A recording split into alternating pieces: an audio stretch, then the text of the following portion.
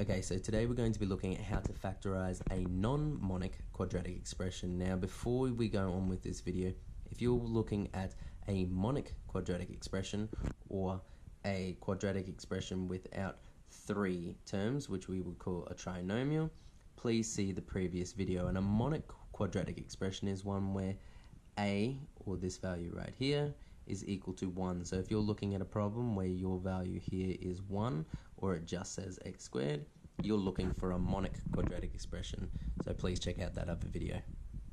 So from this point onwards, we're going to be looking at how to do a non-monic quadratic expression, similar to the one that we've got here. And that is one where it is a trinomial with three terms, and it is non-monic, meaning that this a value can be anything. Now, so what we're going to be going for is very similar approach as what we did in the monic quadratic expression, but we are going to be focusing on what was mentioned in that video, and that is the cross product. Now, how do we do the cross product? Well, the emphasis is more on, this time, the a values as well as the c values. Whereas the a values last time were generically x and x, this time we've got multiple different factors that we can consider for 8x squared and negative 15.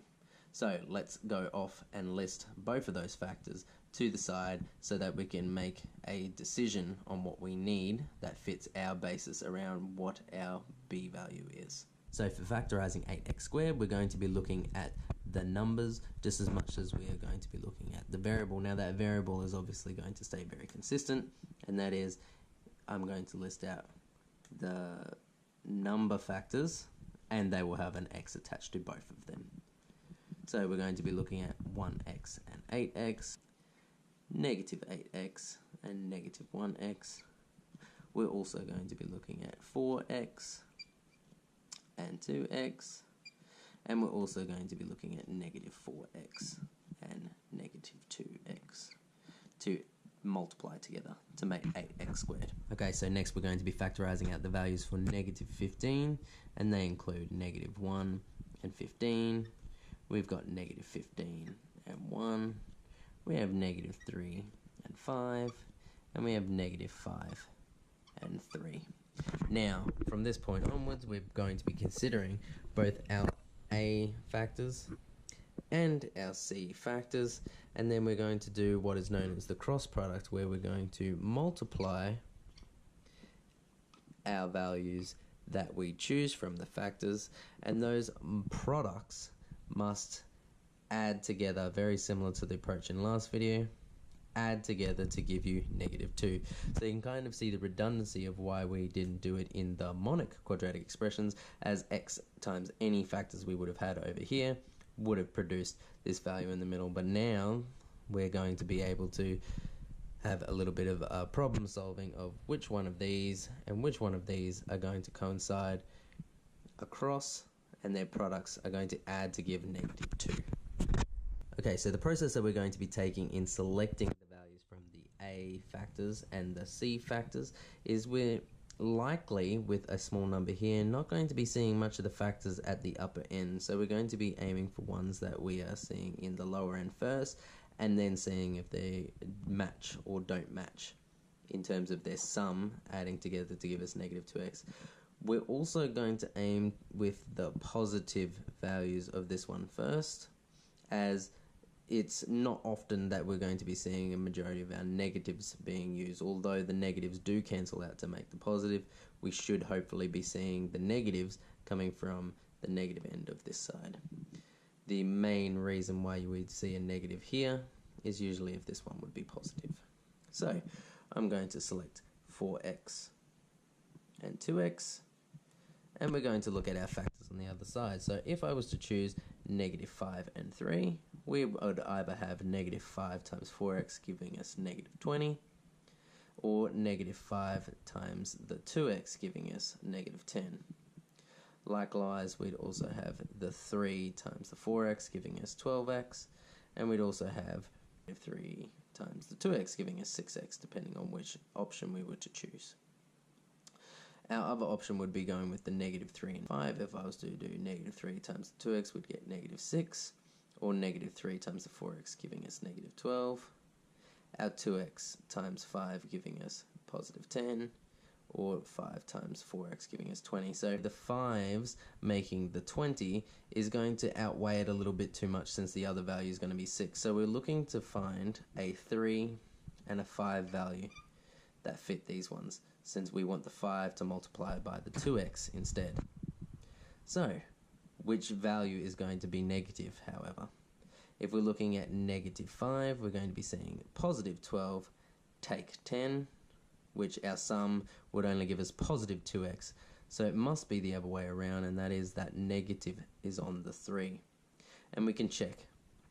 4x times by negative 3 gives us negative 12x. Our 2x times our 5 gives us positive 10x.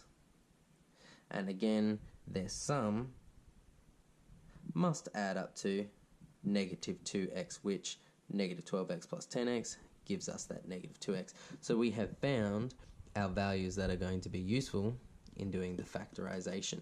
Now that we have our solutions of what are going to be multiplied together from our a factors and our c factors to sum to add to negative 2x, well, now we're just going to group those in our double brackets, similar to what we had in our Monic expression factorization. So we're going to be looking at the ones that were grouped together. If they're multiplying out, that means down here they're going to have to be multiplying out. So we're going to be looking at ones that are existing side by side. So we've got 4x plus 5, and we also have 2x take 3. Now it's a bit of an odd process, as you're seeing these things matching up to add up to this one up here, but it is essential that we see that multiplying exists if we were to expand it back out. So let's do that now to check that our solution is correct, instead of just assuming that we have done the correct process. So we would do FOIL to expand out our expression, and we would get 4x times 2x giving us 8x squared. We would have 4x times negative 3 giving us negative 12x. We would have 5 times 2x giving us positive 10x. And we would have 5 times negative 3 giving us negative 15.